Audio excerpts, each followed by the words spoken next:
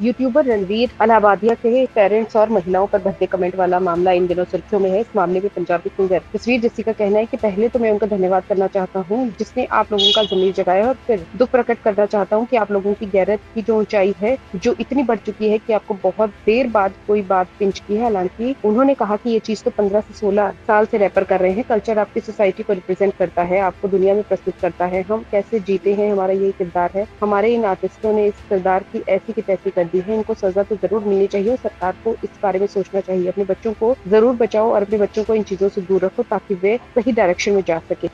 सत श्री अकाल जी। मैं हूं जसबीर जस्सी और बहुत सारे दोस्तों के इनबॉक्स मैसेज और फ़ोन आ रहे हैं कि मैं भी बोलूं इस मामले के ऊपर जो राहुल अलाहाबादिया के एक टिप्पणी के ऊपर बात छिड़ी है। मैं तो उसका धन्यवाद करना चाहता हूं कि उसने कम से कम आपकी ज़मीर को जगाया है, और दुख प्रकट करना चाहता हूं कि आप लोगों की गैरत की जो ऊंचाई है, आपकी गैरत की जो कैपेसिटी है, वो इतनी बढ़ चुकी है कि आपको बहुत देर बाद कोई बात जो है पिंच की है।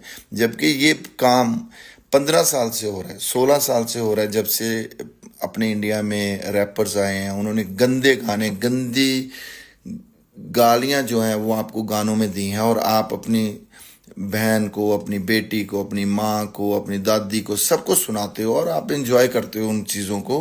आपको लगता है यार ये छोटी सी बात है।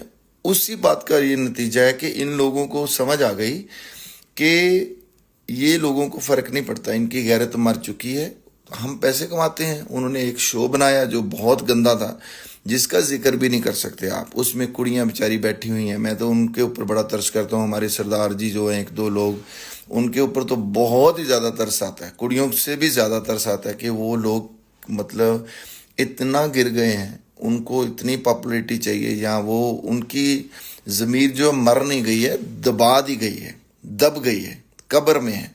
सो अभी भी जाग जाओ, अभी भी आपकी ज़मीर को एक अलार्म मिला है, आपको अलर्ट एक मिला है। आपको जागना चाहिए और इन लोगों के खिलाफ सिर्फ एफआईआर नहीं करनी चाहिए, गवर्नमेंट को भी बोलना चाहिए कि आप कोई पॉलिसी लेके आओ ताकि जो आपके बच्चों के दिमाग जो हैं वो बच सकें।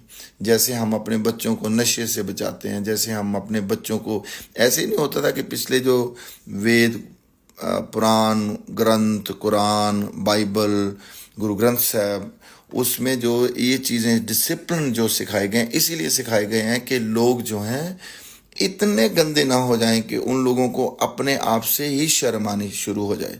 सो इसके ऊपर सेंसरशिप तो होनी चाहिए।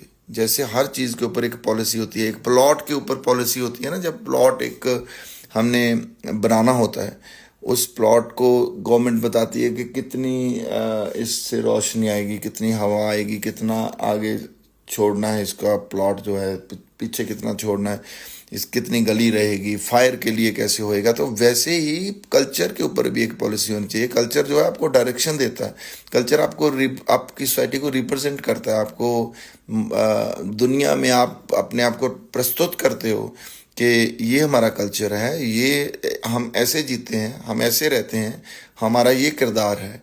और आप हमारे इन आर्टिस्टों ने इस किरदार की ऐसी तैसी की है, इनको सज़ा तो ज़रूर मिलनी चाहिए, और गवर्नमेंट को भी इसके बारे में सोचना चाहिए। बहुत बहुत धन्यवाद। अपने बच्चों को ज़रूर बचाओ, अपने बच्चों को इन चीज़ों से दूर रखो ताकि जो वो सही डायरेक्शन में जा सकें। Thank you ji.